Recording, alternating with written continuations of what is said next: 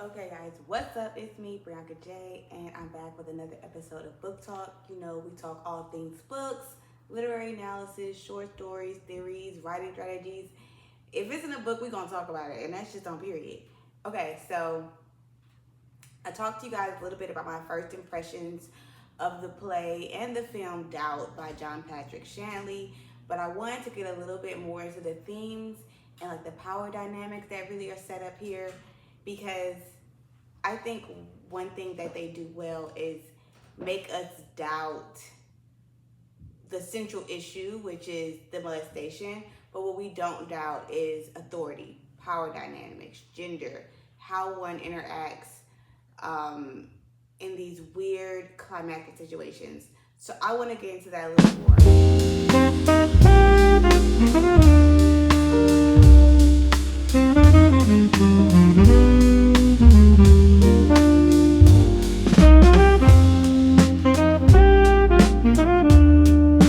Before we do that though, I do want to give a special shout out to Anna Luisa. So I just got these really incredible earrings and a ring and just in time for the Christmas holidays. So I want to tell you a little bit about this brand. So it's a sustainable brand, has beautiful pieces. Some of them are like 14 karat gold. Some of them are gold plated, cubic zirconia, brass, you name it.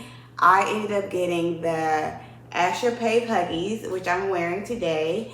And I also got the rope pave ring. Now, one thing I can tell you is that the quality on this jewelry is remarkable. I mean, like the shine, it's so pretty, it's so well made.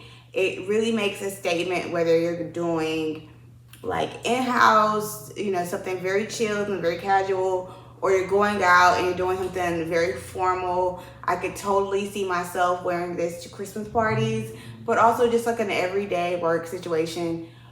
This transforms and goes either way you're going. So I really, really love this. Now for the holidays, they are having a really special sale, so that makes it even better. You still have time to get this before Christmas. And I mean, like, check out their site because everything is there. Plus, the packaging is super cute. It's already kind of gift wrap for you. You don't have to really worry about doing all that. So check it out. I think it has a little bit for everybody. And like, if you're like me, very minimalist, you love jewelry, then this is really for you. And I think, yeah, this is perfect. My special link is below. And then, yeah, check them out. Love them to death. Let's get down to Doubt. Okay. So like I said, I came here before and we talked a little bit about Doubt by John Patrick Shanley. And I really just gave you guys my first impressions and how I kind of saw everything. But this time I want to delve a little bit deeper, talk a little bit about the themes that kind of come up, the historical context, the feminist context, and kind of how it all settles down at the end of it all. So I told you guys before, but if you're new here, Doubt was set in like 1964. So at that time, it's a lot of pivotal cultural change. I'm sure most of us know that that's the civil rights movement in America is gaining a lot of momentum. We're challenging the idea of segregation, discrimination. We're dealing with the assassination of President Kennedy. And in this play, we see them integrating their first Black child into this Catholic school, which brings up a lot of, what's the good word for it? Feelings and challenges for the staff and authority and the decision makers at the school, along with the parents. So that's one thing that happens. Another thing we're also seeing is that the Second Vatican Council is making a lot of changes. So this took place from 1962 to 1965 in the Catholic Church. And basically the goal was to modernize the church and bring it into the 20th century. So they wanted to have people talking in local languages when they go to mass, which was pretty new. They were first doing Latin, so they started integrating people speaking in their like native language. And then they also wanted to bring unity among Christian denominations. And that was new for the Catholic Church as well. So these changes were kind of met with varying degrees of acceptance, and you're going to kind of see that play out between Father Flynn, Sister James, and Sister Aloysius. Yeah, so that's the historical context here. What you're also going to see is how a woman who doesn't feel like she necessarily has the power or isn't claimed to have the power and authority to do something navigates and attains power for herself, even amongst people that have a little bit more authority to her.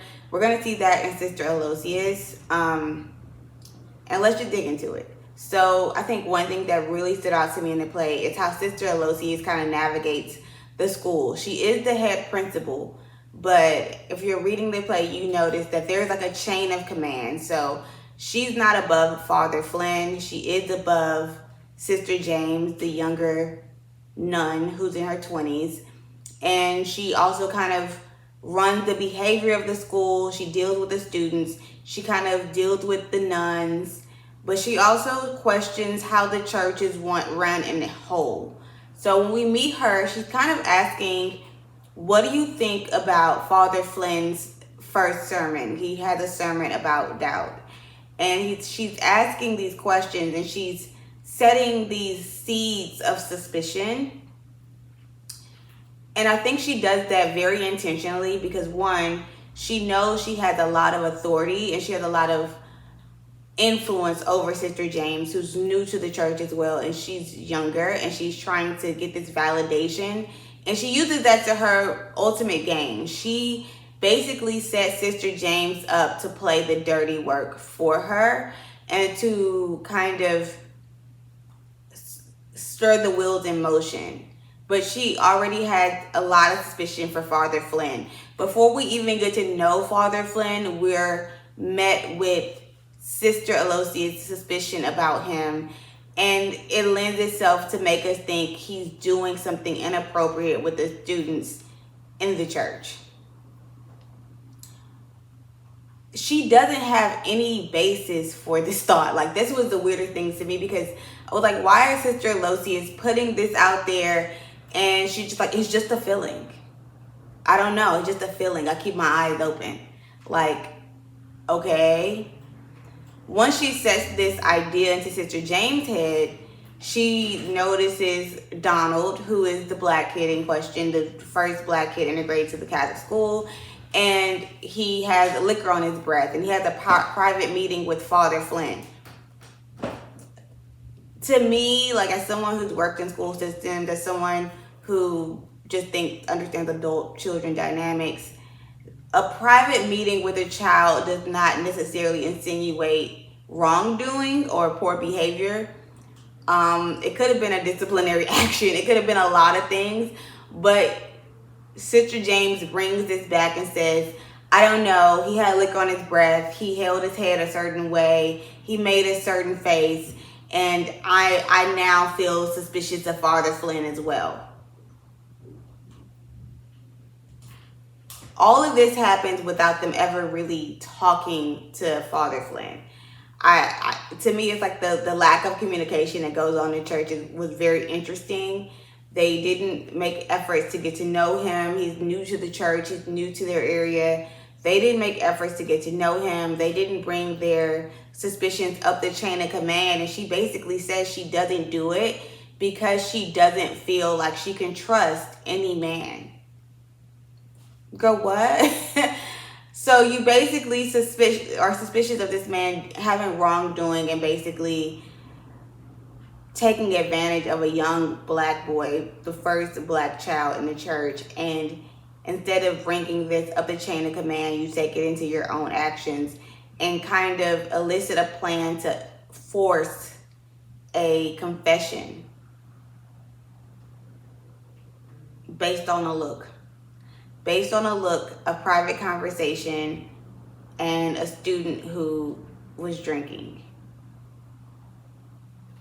This raises questions about how we deal with power, how we deal with authority, and how we navigate places and spaces, and how we take power when we feel that we have none.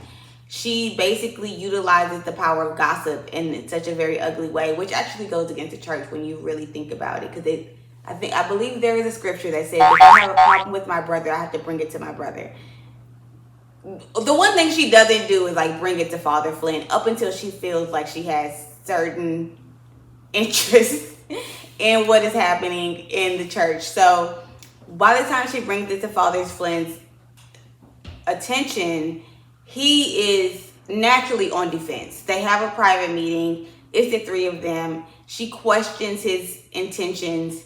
He's on defense, which I think that any adult, guilty or not, would be a little bit taken aback to be set with those type of accusations. So to me alone, that doesn't verify his guilt. And I noticed that even when he had a proper answer, it never satisfied her. Like, I don't think there would ever be a way to satisfy Sister Aloysius, because she naturally just had this overarching suspicion and didn't want Father Flynn there in that position of power. And I don't know if it was because she felt that he was too open to change, and he was kind of embodying that idea of the Second Vatican Council, of this reform, of allowing, he allowed a secular song to be in the Christmas play. He wore his nails a little bit differently than most men had wore their nails. There's this detail there that John Patrick Shanley puts in the play about, you have to keep your nails clean. I wear my nails a little longer. I know most men wear their nails short, but I don't. And I think that was really interesting, because they're showing Father Flynn as someone who is open to change. And they're showing Sister Aloysius as someone who's very strict and stern about tradition. And this may have been a little bit of what drives her towards this suspicion of Father Flynn, because she didn't want her school pushed in this direction of reform. She didn't want her school facing these new ideas and this new experiences. And I think there's even this issue that the race and dynamics that come into place. Father Flynn takes Take a breath, girl. Father Flynn is paying special attention to the one black child in the school. Why is that? She takes it to be that he is doing something inappropriate, but I think it could also be that we are entering a new time. He is integrating into a new school. This could create bullying. This could create conflict.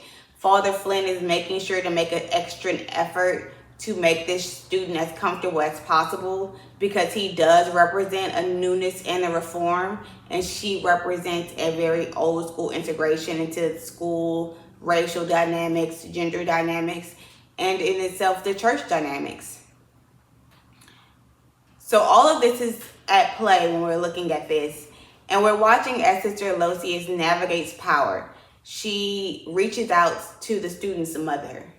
Without Father Flynn's, without anyone's permission, she calls his mother up there and pretty much tries to elicit a reaction out of the mother. So Sister Aloysius uses the people around her to get things done. First, she uses Sister James to push this suspicion onto Father Flynn.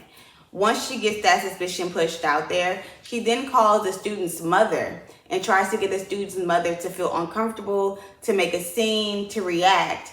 And what we see is that Donald's mother doesn't do what Sister Aloysius wants her to do. She wants her to be appalled, offended, disturbed by this accusation of molestation of her son. And we get this wildly different take where the mom is just like, listen, my son's always been a little different. My son needs to graduate and go to a great school. He'll only be here till June. I don't want to make waves. I don't know what's happening. You don't have any evidence of what's happening. Let's leave it be, which that's black women dynamics at times, right? Like we tend to, I think that we could also look at the difference between how white women navigate issues and how black women navigate issues, and how these two women in that setting showed those steep cultural changes.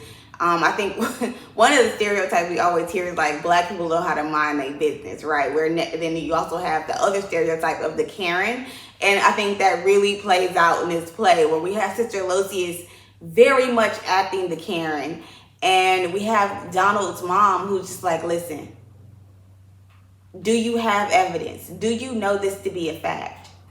What I do know to be a fact is I need my son to graduate and go to a really nice high school so that he can have a great education, and I don't necessarily need problems. I know he's the first black kid integrating into the school. I know it's going to be challenges, but my son seems happy. He seems well taken care of, and he seems to be excited that Father Flynn has taken him under his wing. Why are you creating issues where you don't have proof? Sister Losius is really taken aback by this conversation. And I mean, so am I as a reader, and I kind of lend myself to, Donald Miller's mom, but also can see Sister Losius consistently pushing her agenda. Her motivations are very clear. She wants to prove that Father Flynn is guilty no matter what. And the way she goes about achieving power, achieving authority, and getting this done goes above and beyond what we would think is ethical. When she can't get Donald Miller's mom to incite it to take a stand, she then goes back to Father Flynn and she blatantly lies. She says, hey, I called your old school. I talked to a nun. I have proof that you have done this in the past. Father Flynn is like, first of all, you broke the chain of command. I'm your authority. You can't go through that tunnel and do things that way. Also, you aren't allowed to talk to a nun about me. There's a way that you have to do things in the Catholic Church. Sister Losius says, well, I didn't, and you'd be hard pressed to prove me wrong. And in fact, once I start making these claims, who's gonna believe you? That is such a dangerous way to attain power, to simply elicit these negative thoughts about people that challenge their character, that challenge their reputation, and ultimately put them in a position where they can't win, right? And I think this dynamic of how she attains power has to be discussed, because it's something that we continue to see today and will continue to see. And I think that's why we see the challenge of the stereotypical Karen come about, is because we're hearing how she goes about taking power into her own hands without this authority. And she even goes to Father Flynn and blatantly lies.